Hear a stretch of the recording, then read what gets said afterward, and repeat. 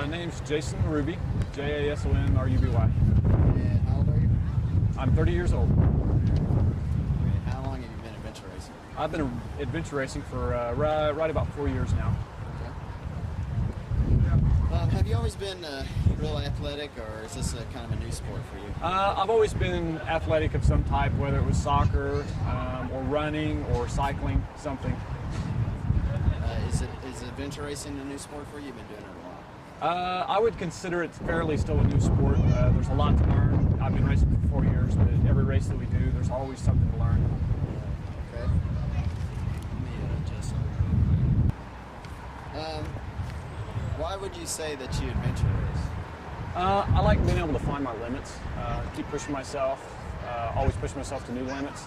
I've also got a really short attention span, so with this I can train for more than one sport and not get bored in any one thing. And in racing, about the time you get tired, in adventure racing, about the time you get tired of something, you're on to the next event. What have you learned about your fitness level, or has it pushed your limits? It has pushed my limits as far as my physical limits go. Mainly, it pushes your mental limits. A lot of times we hit our physical limits pretty early, and if you push through them, you realize how much you really can do, and that most of it's just in your head. You know, adventure racing is more about what you want to do, not what you can do. What's the most difficult thing you've had to overcome? Sleep deprivation. The sleep monster is really bad for me. Day, night, doesn't matter. When I get tired, it's really bad. Tell me a little bit about your hardest race.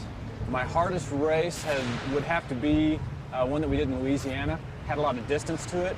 I wasn't used to, I'm not a big runner, so I wasn't used to being on my feet.